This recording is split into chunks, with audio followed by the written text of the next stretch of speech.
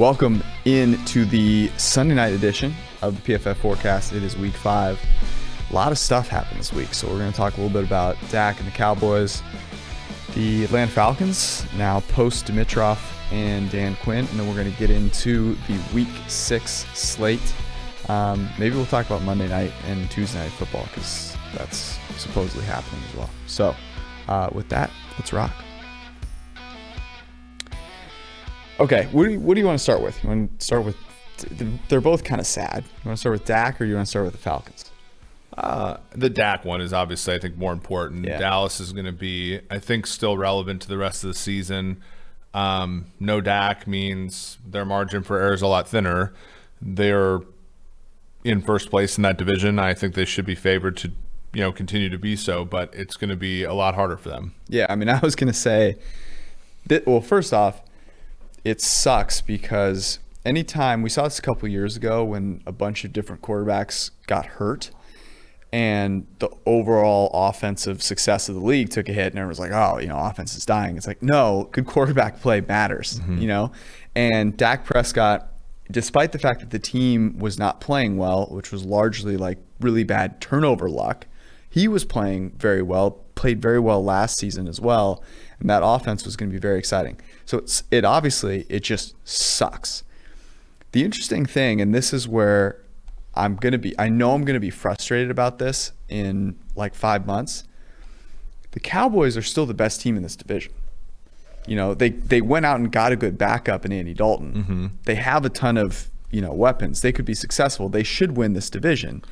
And I worry that during next offseason, there's going to be the narrative of, well, look, Andy Dalton took us to the playoffs.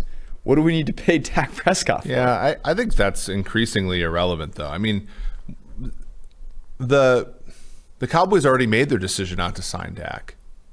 The outcome today, as much as we might disagree with the process, the outcome today is one of the reasons why they didn't pay up for him, right?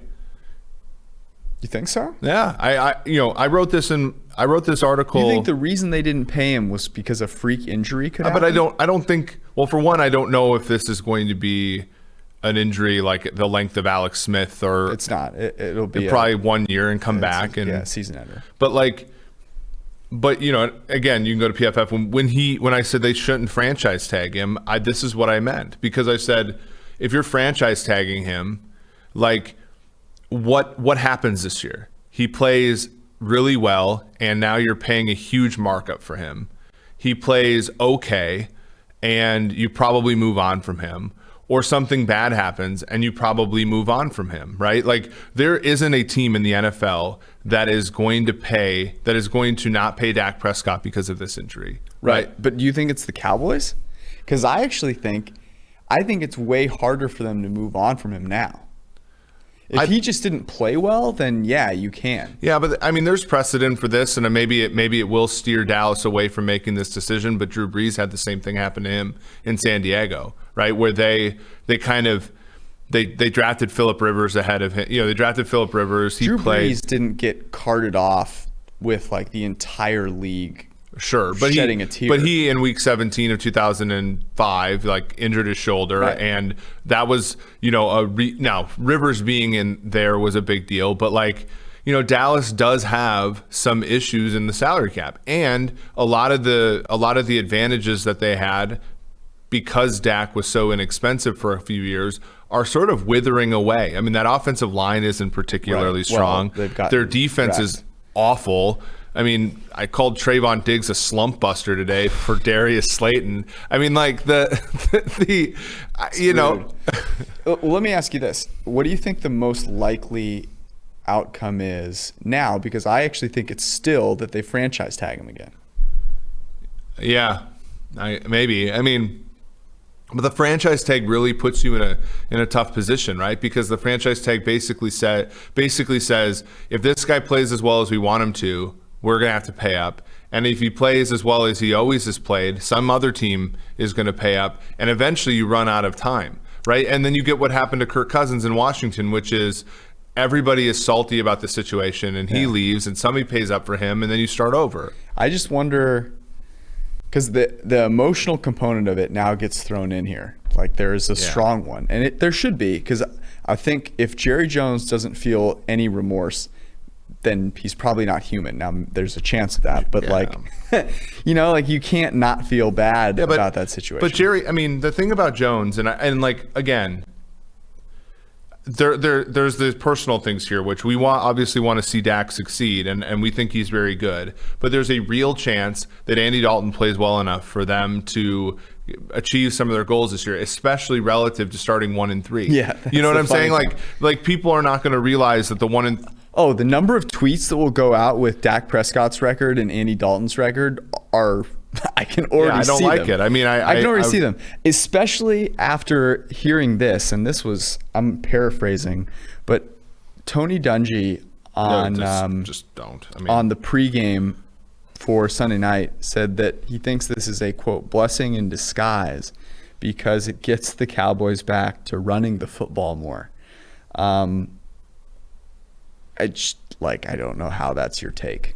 Yeah. That's the worst take I've ever heard in my entire life. That's what I mean. A blessing in disguise that a guy's got a compound fracture to his ankle. When in reality, I mean, you think why didn't they just bench him? Dalton averaged 9.3 yards per pass attempt. He had one big time throw. He was 9 of 12 for 111 yards. Like, Dalton was actually a Pro Bowl caliber quarterback when he had, Marvin Jones, Mohamed Sanu, AJ Green, Tyler Eifert, and a good offensive line. I mean, Dallas, like I said, is going to be fine. It's just going to be a collection of bullshit takes about it for the next 12, 13 weeks. But I don't know. The thing with Jerry Jones, and this is a long time ago, but Jerry Jones once fired Tom Landry, who is the only coach in the history of the Dallas Cowboys, and replaced him with Jimmy Johnson. He traded Herschel Walker when Herschel Walker was not only his best player, but his only good player. And now this has happened and he's gotten soft. He hung on to Jason Garrett for far too long. But I think that there is a little bit of ruthlessness in him that might make this decision less of a gimme than maybe we're making it out to be. I don't know. Yeah, it's interesting. I do think there's a much more powerful connection now to specific players than there was in the past, right? Where there's a lot of player empowerment that's going on in the NFL, thankfully. And Dak is one of those guys that clearly the rest of the league respects. So I do think you lose a lot of cachet, but maybe he just doesn't care about that. Let me ask you this. If he does go somewhere else, so let's say they say, go on your way, where's a place that he could go? Oh, there's so many great places. I mean, obviously San Francisco has to be a thought. Chicago is one. Chicago would be really interesting. Denver is another one. I think if they sour on Drew Lock and make, because it's not like Fangio is all day. He's already put 2 years into coaching Drew Lock. The new Jets regime. New Jets. Football team's another one. Because clearly they're not thrilled with Haskins, and possibly the Patriots. I mean, if Cam Newton isn't the answer there. I mean, there's so many cool opportunities, and I think he'll be so sought after. I think the Dak Prescott contract will make the Kirk Cousins contract look relatively puny by comparison. I wouldn't be surprised if the number of teams that will be looking for a quarterback, which you just alluded to, it's going to be a ton, makes Jerry Jones go, oh shit, like I need to make sure I keep this guy. I mean and that's the thing. I mean, the hard part is Dallas is between a rock and a hard place right now, with the Zeke contract and the contracts of Jalen Smith and and so on and so forth. But they do have weapons, and some of their weapons are pretty cheap. And I think that's we'll see. We'll see how good Kellen Moore is. I still think Kellen Moore is a top 5 play caller. I think the rest of the season he's really gonna be tested here with Dalton. Yeah, it'll be. I mean, if their turnover luck turns around, it's not like they have a tough division. The division is so bad. The narratives are going to be crazy. There's already takes about how this is why Dak should have accepted the let's not even get into it. It's funny. There's a lot of bad things on Twitter, shockingly. Should we talk about the Falcons? Yes. Yeah, the Falcons were dreadful again today, and Matt Ryan. Their defense finally got a couple stops. And Matt Ryan drove them the length of the field and threw the most Falconist interception I've ever seen in my life on Russell Gates' back shoulder. What's funny about that is, so leading up to that interception, a buddy of mine texts me and goes, "Oh, look, they're going to drive all the way down the field and kick a field goal again." Yeah. And then he throws an interception. It's like, oh, wait. Unbelievable. The Falcons doing something worse than you imagined could have happened. Can we pause? So obviously that game sucked. Not only did the Falcons not cover, the over didn't hit. Overs were kind of back down to earth this week. Yeah. But can we pause? And Teddy Bridgewater played another really damn good game. You're moving on that quickly from Dimitrov and Quinn? Well, no, I would say this is the hard part about the Falcons. The Falcons were outplayed in this game, I think. This would not have been the game that I would have fired Dan Quinn and Thomas Dimitrov. You know, like this wasn't a game where they were thoroughly outplayed by the Carolina Panthers. But that's why you fire them. So the reason you don't fire them after losing to the Packers is because, well, the Packers are a better team and whatever. The Panthers were a team that you have to beat. If you can't beat the Panthers with the talent the Falcons have, then you shouldn't be the coach or the GM of the Falcons. And that's the whole thing. You did get outplayed by a team they picked a quarterback who, it's like, okay, anybody could add Teddy Bridgewater. Yeah. They're without the one player, their one franchise player in Christian McCaffrey, and they beat you. And what's interesting, and I mentioned this before we came down here to record, was we just saw the Vikings. And, the Vikings lost to the Seahawks in dramatic fashion. And fashion may be fitting of the Falcons. And we saw their offensive coordinator, Kevin Stefanski, now improve his team to 4-1 because of a lot of the really, smart things that he's doing, play action, motion, bootlegs. Overcoming reverses. what has kind of been a similar set of processes for the quarterback position in Cleveland. I mean, exactly. Baker is a turnover-worthy machine. Yes, Baker did not play well today. But they are doing things that are extremely sharp. So Minnesota let their offensive coordinator go, kept their defensive-minded head coach. The Falcons let their offensive coordinator go. His name's Kyle Shanahan. I know they lost today, but I think they'd rather have Kyle Shanahan right now. Kept their defensive-minded head coach. It really goes to show the value of having a guy who can orchestrate an offense effectively with your team. And that's what it reminded me of. I feel badly for Dan Quinn because everything you hear about him is that he's a really great guy. Yeah. So I'm sure, land on his feet. I'm sure someone will bring him in as a defensive coordinator. It's not as if he was kicked out early. He was there for a while. Yep. If you had to guess, what do you think the next steps are for the Falcons? This is where I think that there's going to be some fun, jockeying for Eric Bieniemy. Because you look at now, this is not 100% correct, but the Falcons were of the Pioli, Dimitrov, the Patriots tree, right? Very successful with New England. Yep. And more successful than most New England trees have been, the Dimitrov Pioli group. I think they go kind of the Reed side this time, right? So they think about Bieniemy. They think about possibly, Nagy's going to keep his job because he's winning games. But I think that's going to be where they push. Now, you see Deshaun Watson is where would Bieniemy rather go? Is on another team that's on a Belichick tree, right? And so probably an easier division. Two old quarterbacks, although Carolina looks actually like they have some process in place. They look pretty good with Rule and but no, I mean Watson's a way better prospect than Matt Ryan at this point. And so, but it's really going to be about fit, right? It's going to be how much power they give Bieniemy, how much how much freedom they give him to sign his coaches and things like that. So it's interesting though. The Texans they go offensive minded though. They're going to learn from this. Absolutely, 100%. Let me give you a dark horse here. Ready for this? I'm ready. Joe Brady. I mean, Brady's earned it. Young guy, 100%. offensive minded, takes him away from Carolina. Yeah. Right? Because Carolina ain't firing Rule. Yeah, they're not getting rid of Rule. I think that's a sneaky one. No, it's a great one. And it's interesting. I think Bieniemy would probably. I just have a feeling that given that Bieniemy has coached Patrick Mahomes, I think he'll want the opportunity to work with Watson.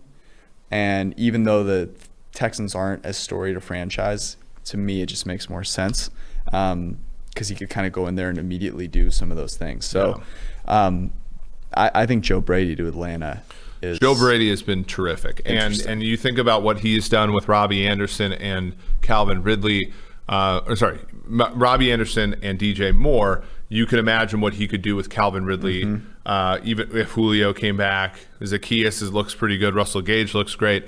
I mean, the hard part about the Falcons is it looks like they run an offense for a quarterback who doesn't have the noodle arm that Matt Ryan currently has. But you can't tell me that Matt Ryan doesn't have a better arm than Bridgewater. And Bridgewater, for as much as I like him, he has his limitations, but Brady has worked around them to the point where that offense is hard to stop. And without Christian McCaffrey, without a good offensive line either. Can I give you my favorite stats so far through 5 weeks? Sure. The Carolina Panthers, without Christian McCaffrey on a 3-game win streak, are 7th in the NFL in expected points added per play over those 3 games without Christian McCaffrey. Yeah, they've been underdogs in all 3 games. They're 3. Let me make this clear. 2 ATS. That's not saying Christian McCaffrey sucks.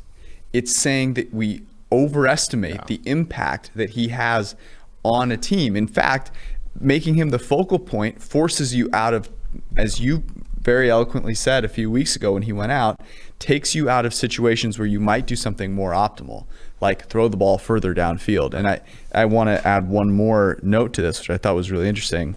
Ian Hartitz tweeted this out, which was Christian McCaffrey last year was the first read on like 53% of targets.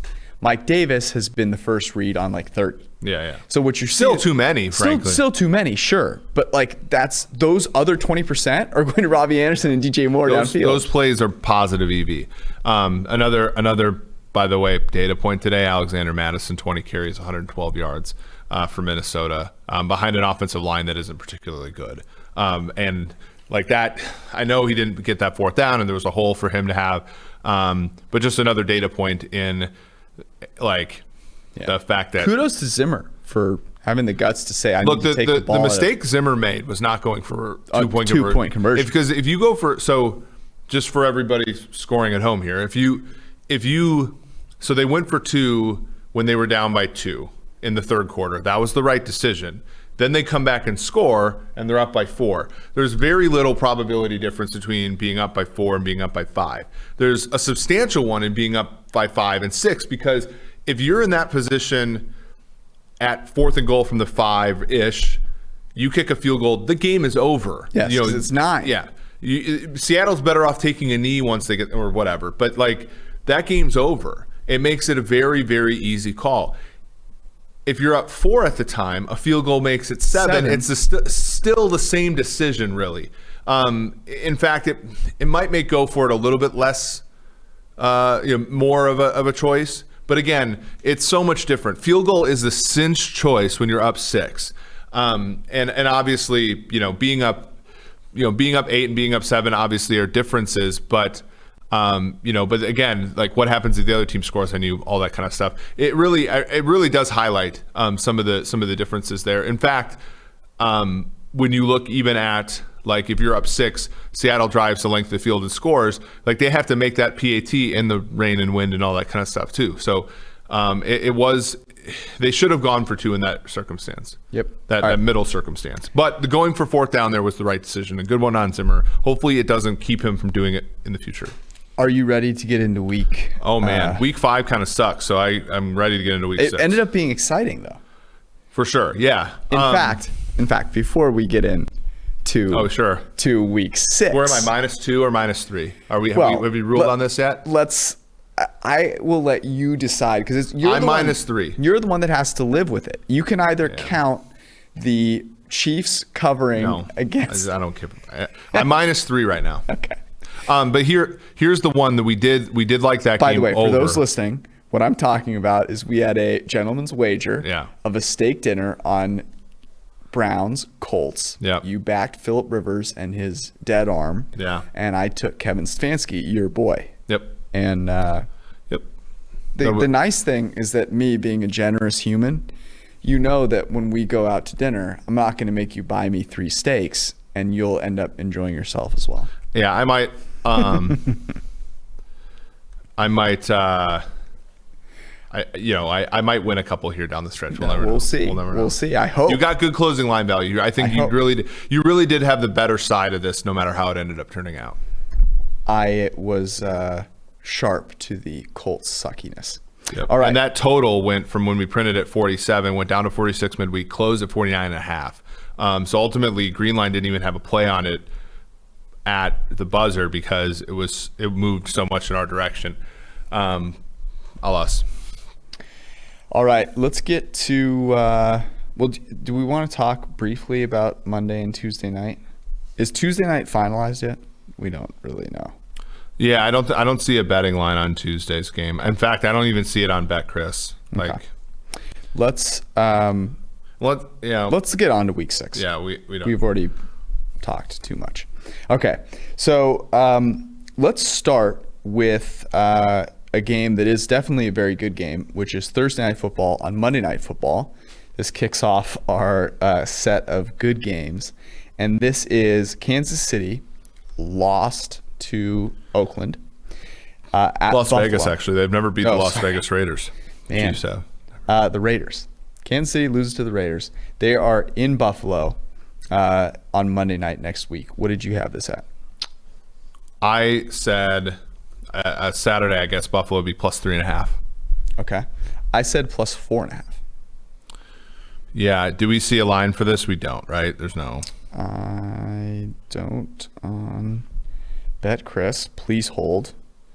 Let me take a look at. Do you think there's even a chance they would have one given all that's happened or not happened? Well, here's the only reason I think they would is that Buffalo doesn't have. It's not like Tennessee, right?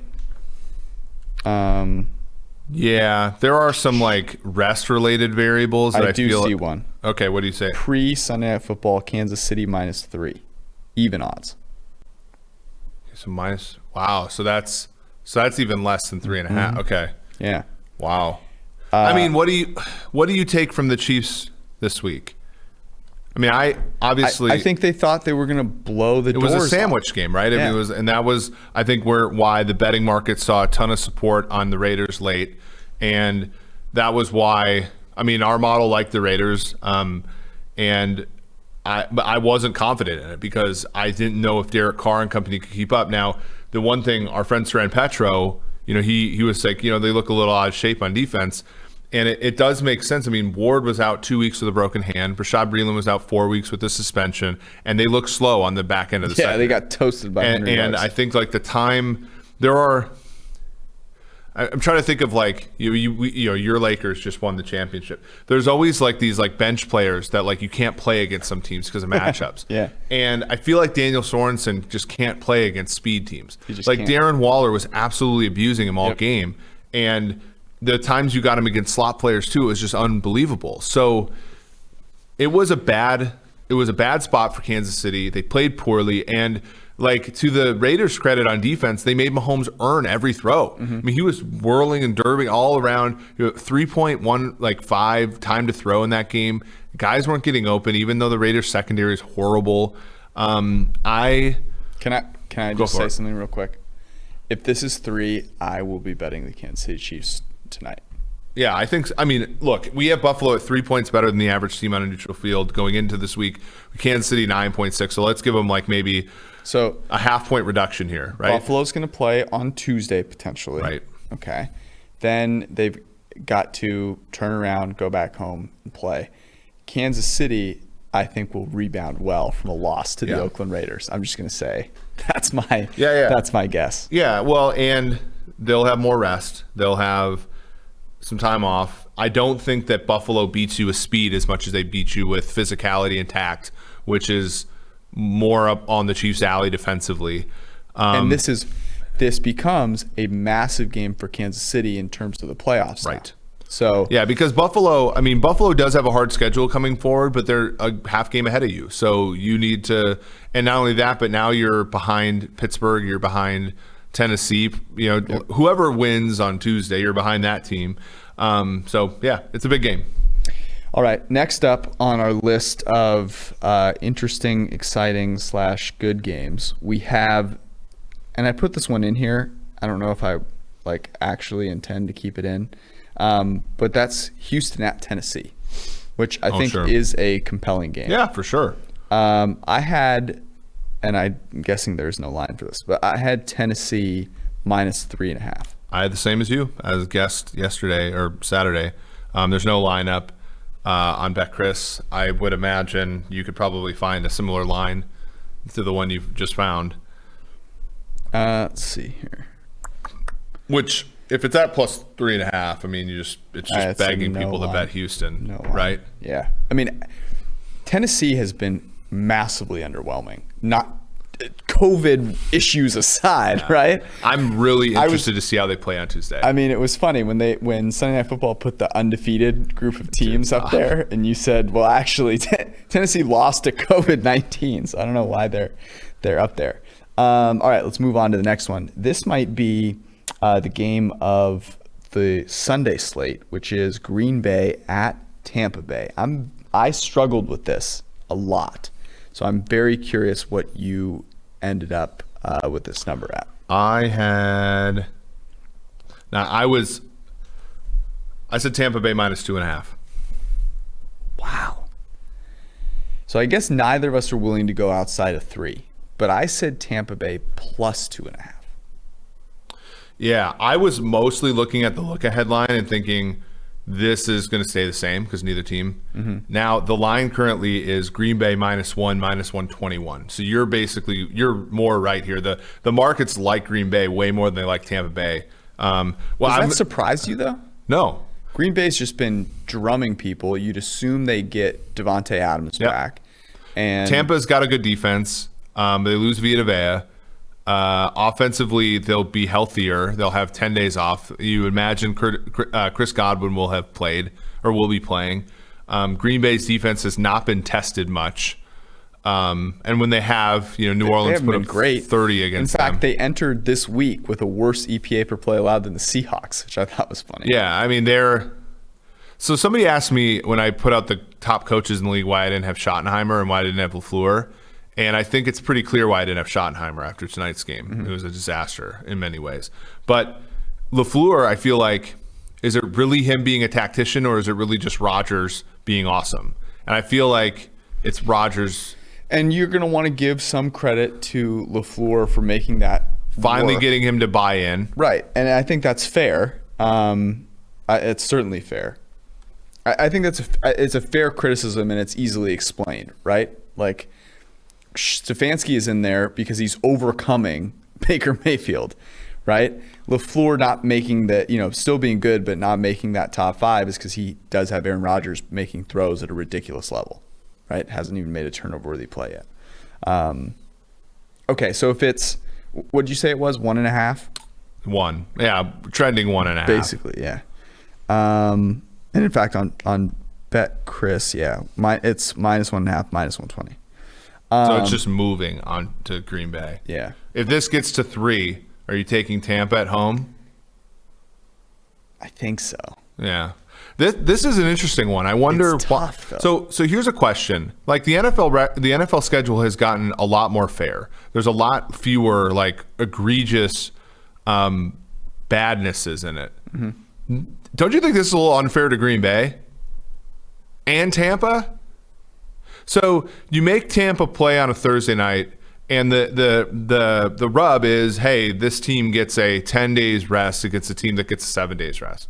Well, that's not the case. You get 10 days rest against a team that has a bye. Yeah. If you're Green Bay, you're like, look, I get a bye, and either the other team against me has a bye, or they don't, but this is somewhere in between. So this is like a half bye thing. Of all the unfairnesses that'll happen this year, this one does not matter. It is kind of weird to me. It is interesting. Man, that's an exciting game, though. It should be good. I mean, if Brady's never... How many times has Brady lost 2 games in a row? It's not very often. All right. Next one. So I put this in here as in the group of good games. And now the Niners don't look like they You're a little belong worried, in a primetime game. But this is the Sunday night game. It is the Los Angeles Rams in San Francisco against the San Francisco 49ers. Yeah. Okay. I do want to talk about San Francisco here for a second because I think the Rams destroying the hapless Washington football team. The only noteworthy thing in that is I'm so glad that Alex Smith survived. I wanted him to get taken back out because they had no shot. Like, and it was rainy and weird. Awful. And, so thank God he survived. I had San Francisco before this disaster favored by 2.5. Yeah. So, and this was my thought process too. So San Francisco is favored by 3 on the look ahead. I thought Miami would cover. I didn't think they would win outright, let alone blow the doors off them. So I also said San Francisco 2.5, and it is currently LA -3, -117. This thing has moved 6 points based upon that game. I see -122. Like that's incredible. I mean, you have to take the Rams, you have to take the Niners with the points, right? Yeah. I mean, yes. You bury yourself there. So who starts at quarterback for the Niners? Oh, it's Jimmy G. Jimmy G's not that bad. He just sucked today. Who said this was? I didn't think it would be this bad. Okay, obviously, but I was not confident at all in Jimmy G coming back and being and having it figured out. I just was not, and that was clearly the case. They were not good though today. Like Renner on the pregame show was like, oh, they're gonna out physical Miami. Miami just beat the shit. Like they did everything to them. I think we should give Brian Flores some credit. Yes. That team plays their ass off. And they have Houston's pick. Yeah. They're going to be pretty good, man. And they haven't even played Tua. That's the thing. Fitzpatrick looked like Joe Montana today. And they got Steve Young, the lefty, behind him, and he's not playing. And this is could it have gone any better for the Dolphins so far this year? No. Maybe winning at home against Buffalo. Maybe then you're in the race. But the AFC is so bad. Yeah, but you kind of want a decent pick next year anyways. Yeah. So I mean, the only thing that's in their way for the playoffs is how good the AFC North is, right? The Browns, Steelers, Ravens. Because otherwise you'd be firmly in contention, right? What do you make? Yeah, no, I'm with you there. What do you make of the Rams so far? Do you think you know anything about them? No. I know that Jared Goff is gonna have a horrendous Jimmy G against the Dolphins type of game, one of these games, and it might be next Sunday night. The Niners' defensive regression, though, is something to behold. Yeah. Okay. Here's the question. Let's call this 3.5, just for let's say for sake. It's a Sunday night football game. Total on this game's 49. Do you think that the betting market just all week, I think sharp bettors will eventually bet this thing back to 3 even, but if do you think it gets there are dummy bets to get it out to 3.5, 4, and then people just come in much like they did on Minnesota this week, much like they did on the Raiders, they just come in and pound the underdog here, looking at the overreaction. The underdog at home, Kyle Shanahan, I absolutely. And I think that Richard Sherman will be back for this game. We should ask him. Well, we have a good vibe with him. I think that Chris will ask him on Tuesday. If you are not tuning into that podcast, you should. Al Michaels is going to be on. Al will ask him. I know that. And that will help. I mean, they had Brian Allen out there, and that was... Yeah. Well, the offensive line for the Rams is still a problem. The receivers are good, but not as good as they once were. And it seems like Higbee has come back down to earth. Now, Everett had a good game, or at least a good couple plays here. But I think the Niners, if they can get Sherman back, Witherspoon was in... Or not Witherspoon, but... Mosley was in concussion protocol. The Rams don't have as good of receivers as the Dolphins. Here's the thing. Here's what I will say about the Rams is that the Dolphins certainly are weak in the middle of the field. The Rams are really weak. I mean, they don't have a linebacker that... Yeah. They got that... Anyone should be Micah playing. Parsons or whatever his name is. Or Not Micah Parsons, but they just have nobody. Micah Kaiser is his name. Yeah, I remember if they had Micah Parsons, they'd be in better shape. He screwed up our fantasy projections this year. so bad early on. So to me, the Niners, this should be another favorable matchup for them. Yeah, I'm willing to put that on the list. Okay, I think we've gotten a lot of good closing line value. We have not gotten these picks to land that well. We're 500 if you count the but we have gotten an average of like a half a point of closing line value. So that's like what you want to be doing here, because if you don't like the game, you can get off of it by the time you're here on Sunday. But I think if you get San Francisco at plus 3 even money or plus 3.5, you'll eventually be able to get a better position on Sunday. Next game, Cleveland at Pittsburgh. This will be a good one. This is going to be a good game. What'd you have it at? 4.5, Pittsburgh. Okay, I had Pittsburgh 3.5. It looks like the line's not up because Mayfield probably broke a rib. Negative was the return of the extra. Because it's not up on BetCris, but that... I see 4.5. Okay, so we're both... The look ahead was 4. Our models liked Philly this week, and they almost ended up covering. They almost ended up winning outright if Elliott would have hit a long kick. Yeah, they should have covered. They just didn't cover Chase Claypool. Yeah, 4 times. But I said this on the show. I can't remember which show I said this on, but I thought Pittsburgh was the best survival pick of the week. I thought there was no way they were going to lose to Philly. Like I was like, Philly, like Wentz actually played good. I mean, there were obviously awful throws mixed in there as he is wont to do, but they were more alive than I thought that they would be. So I that's where I guess the model was right in some sense. Like they were far more competitive than I gave them credit for. So 4.5. If Mayfield were healthy, I think I would take Cleveland there. In this situation, though, I want nothing to do with this game. There's no chance in hell that I'm taking 4.5 is like the perfect number for this game, because Big Ben and Baker have, I think, equal propensity at this point in their career to throw this game away and cause variance where I'm just not comfortable betting it. You know what I'm saying? Yeah. And they both have really good weapons. Pittsburgh's weapons, I mean, they remain undefeated drafting wide receivers, it appears. And, Cleveland just they turn every stone to try to get an edge on offense. And it's so much fun to watch. I mean, honestly, it's really hard to fathom how they couldn't even cover the spread in week 1, how atrocious they were, because Baker hasn't gotten that much better. He's thrown some good balls. Worse. He's given his receivers a chance, but he's not good. Like, he's not good right now. It's interesting. Here's a question, just really quickly.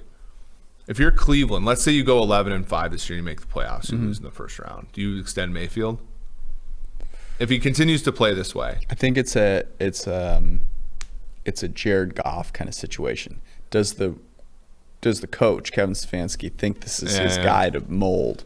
I hope that's not the case. Like, I mean, if he keeps playing like this, he like has equal not turnover worthy well. plays to big has time not throws. Played well. Like, it's almost why.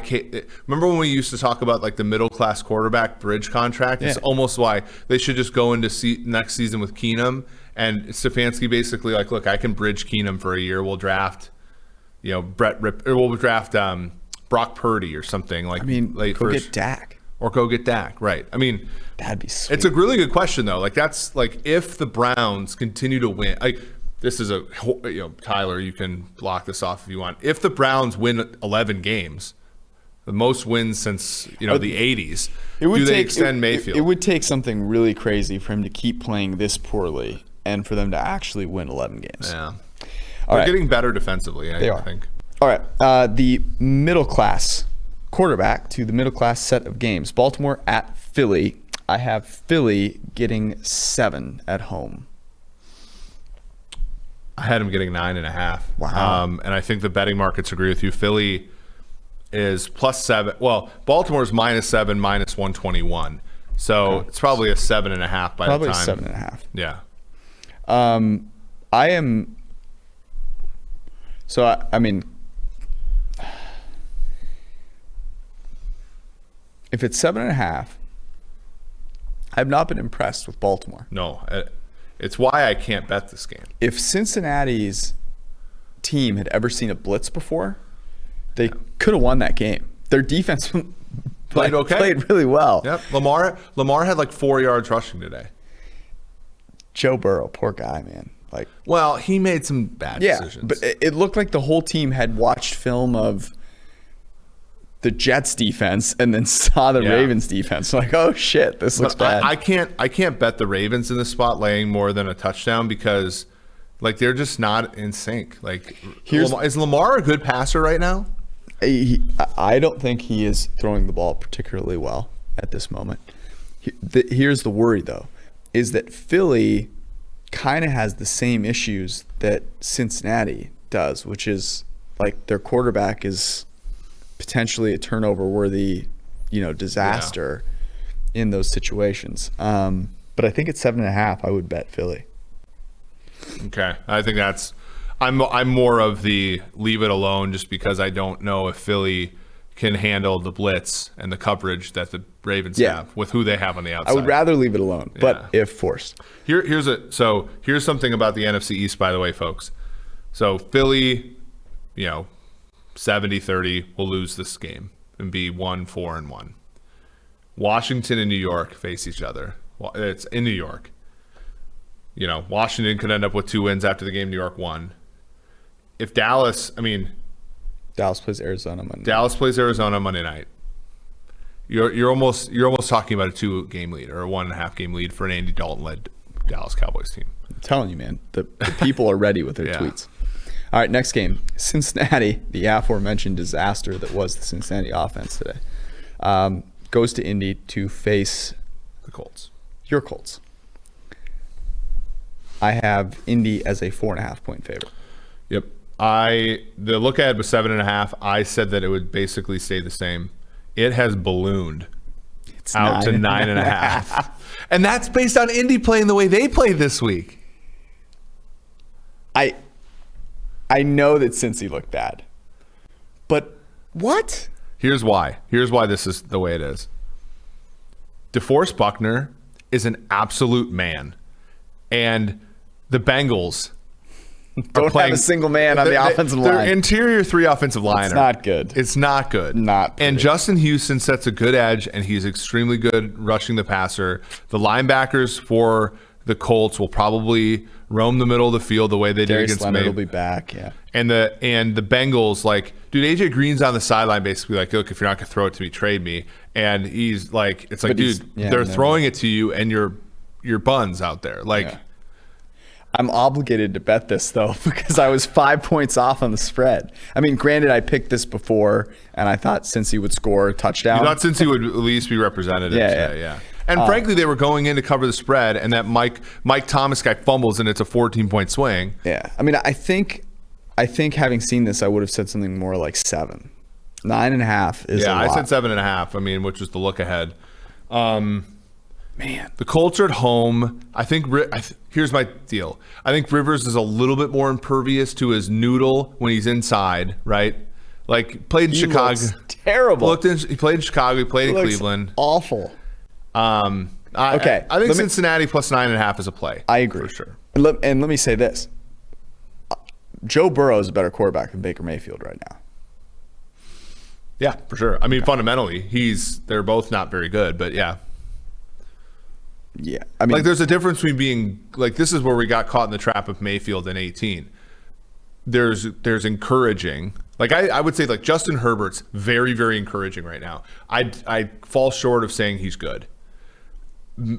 Burrow is encouraging, very much so, especially if you add it all together. I would fall short of saying he's good in the betting market. Fair. Chicago at Carolina. I love this game. The look ahead was 2.5. No, 2. It said Carolina would be -2. I thought Carolina would be 2.5-point underdogs Chicago after they played Atlanta. Okay. I had 1.5. And Panthers are 2.5-point favorites. So this is basically me miscalculating what would happen against the Falcons. Like I thought, and how much that like matters to people because Chicago beat Tampa Bay. Yeah, that's interesting. So people really think that the market seems to think that Chicago win was super fluky. which I agree with. It was fluky. Yeah, this is trending towards 3 as well. Like the Buccaneers pooped themselves in that game. Yeah. I mean, they should have easily won. If this gets to 3, I sort of want a piece of Chicago, honestly. I mean, no, I'm with you there.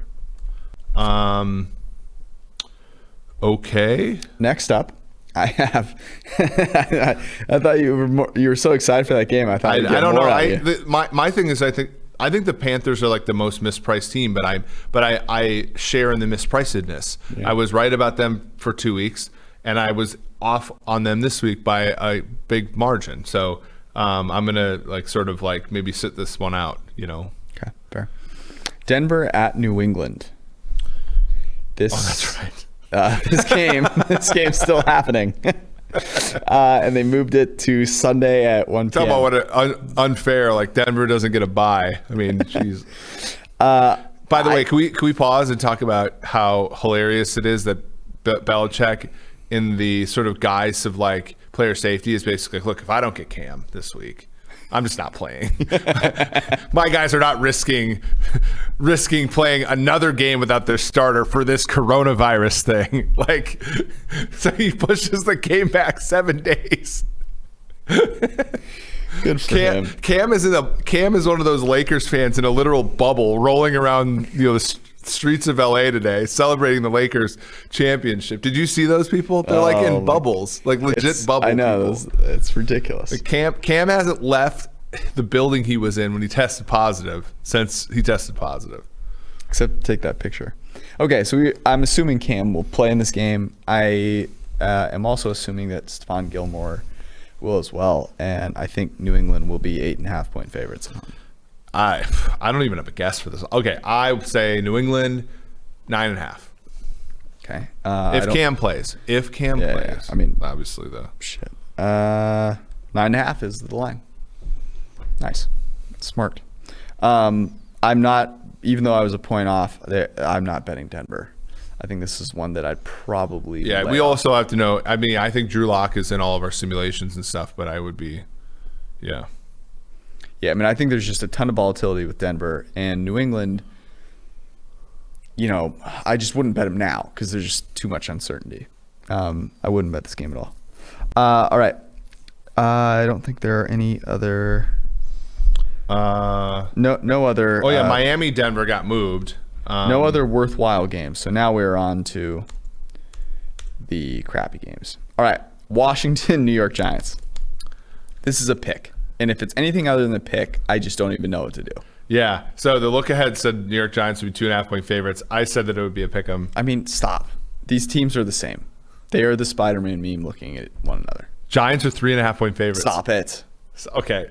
Are we going football team here with Alex Smith? I have to bet the football team. I have to. Oh, is Alex Smith playing is really the question I have. Because Kyle Allen apparently was healthy. Yeah, but they didn't bring him back in. Why don't you think they brought him back in? I think it would have. Do you think it? So the optics of it. You don't want to pull Alex Smith and make it look like a publicity stunt. Here's what I think it was. I think Ron Rivera went to Alex Smith and said, look, Kyle Allen can go back in this game. Our offensive line can't block Aaron Donald. Our whole offensive line together couldn't block one Aaron Donald. Do you want me to take you out? And I think Alex Smith said, no, I need to stay in there because I need to prove, if you take me out, it says that I can't take these hits. It looks like I'm just here for show. I'd rather take all the sacks than not. Dude, by the way. Kudos to Alex Smith. What a fucking man. Yeah. Like, that's awesome. And his family was there. His 3 kids were there. Like, coming out of that game, I just don't think was an option for Alex Smith. I don't think it was Ron Rivera being like, no, I'm a stubborn, and I'm just going to keep him in there. His family's also wearing masks in the stands, which shows me that they're better than... The Smith family seems to me like a all-star group. So Smith, I tweeted this out. I said, Alex Smith being 8 for 10 for 36 yards is the first normal thing about 2020. He finished 9 for 17 for 37 yards, so 2.5 yards per pass attempt. Like 19 sacks. And he took 6 sacks. Jesus, I didn't even realize that. So, dude, he got sacked every other play. It was atrocious. So if Kyle Allen plays, I mean 3.5, dude. I like Washington regardless. Yeah. I mean, because Daniel Jones against the Washington football Cowboys team's spotted defense him is 14. way better than the Cowboys team defense. Yeah. Like there's no slump busters on the Chase Washington Young defense backfield. Chase Young is eating all these guys. Yeah. And Terry McLaurin's getting open all day long. I love the Washington football team. So far there are 2 plays that I like. Okay. San Francisco treat. Yep. Rice-A-Roni and Washington. You don't like our Chiefs? No. Well, we don't even know the line yet. Really firmly. Emotional hedge. It's an emotional hedge. Just let it be known. Emotional hedge. You're wearing your Vikings purple tonight. It's not purple. It's like the salmon. Vikings purple. That's not salmon. If you're By the listening, way, if you're pause? listening to this, go to YouTube and look at what Eric calls salmon. Maybe we need to get him new glasses. What a ridiculous thought. Can we pause for a second? Can we pause for a second? How was I behaving during the end of this Sunday night game? You were normal. I was rooting for the over.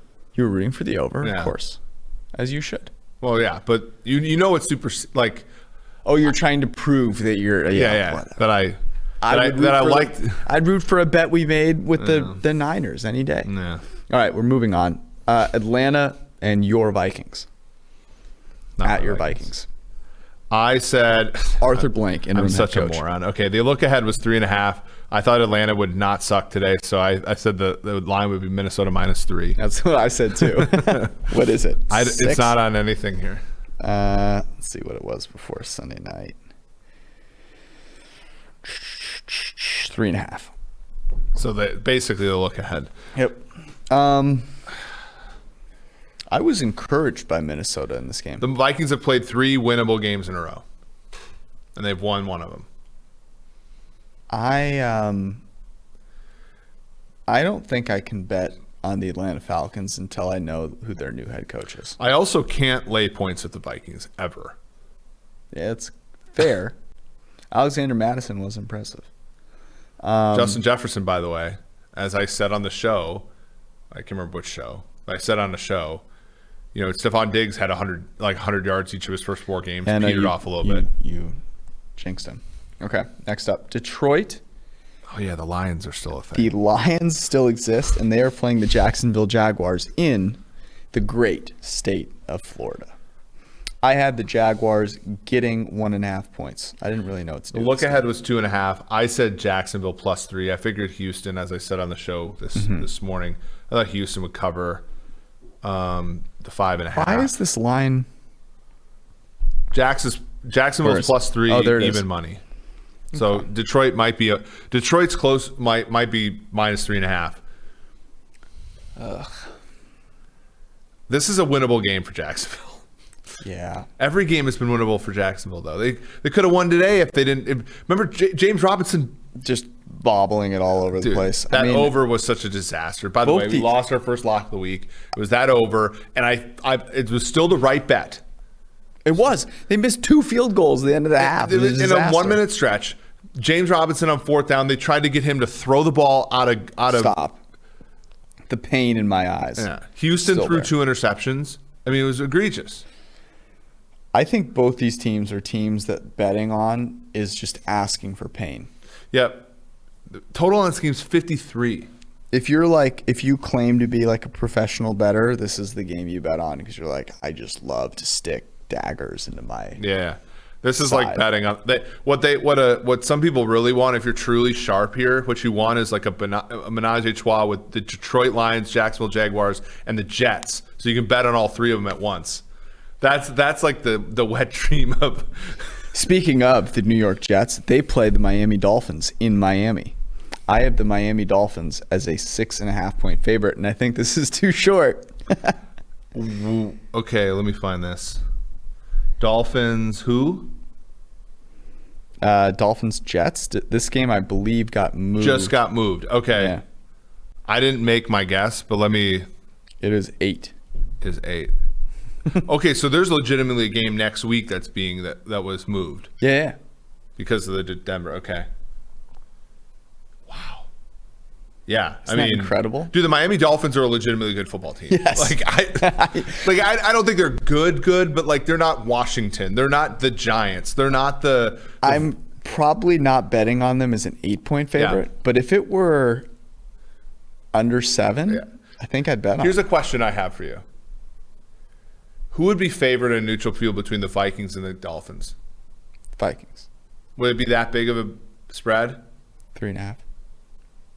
Okay. See, I think the Dolphins have graduated from the miry clay that is the Giants, the Jets, the Washington Redskins football team, the Cincinnati Bengals, and those teams, and into this cluster that includes Houston, that includes Minnesota, that includes teams that are bad but could be favored against another NFL team.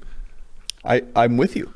They are impressive. Whereas the Jets have not graduated into that group They yet. haven't even come close. Yeah. They're not even within the same school district. Flacco, by the way, not an upgrade. Not I wouldn't say a downgrade either. What does Darnold do in this game? If Darnold played against the Cardinals, what would he have done? Would we have still? It would have been the same. I think that's such a they just knew everything. Like, it doesn't matter who you put in there. So the Jets are another opportunity. Are the Jets a better situation than the Falcons and the Houston Texans? I assume you get the number 1 pick.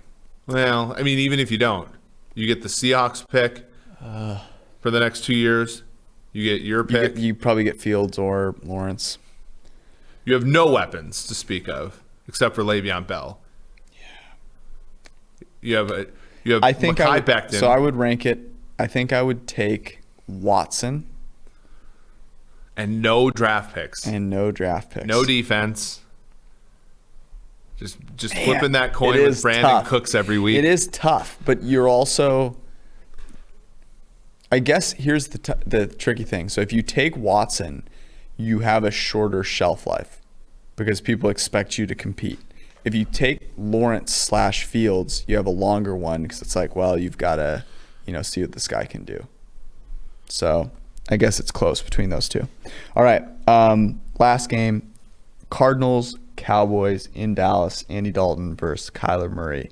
Obviously, I picked this before Dak Prescott went down. I had the Cowboys 2.5-point favorites. Yeah, I said Dallas would be 4.5-point favorites. They are 2.5-point underdogs. I mean, obviously, we didn't know Dak was going to get hurt. Right. Yeah. Wow. Arizona sucks. They're not great. They beat the Jets. That doesn't. They beat the Jets. They beat football team. They beat the Niners, who suck. I mean, Jimmy G's played 2 full games this year. One of them, they boated the Jets, which doesn't matter. One of them, they got blown out by the Dolphins, and one of them, they lost at home to the Arizona Cardinals.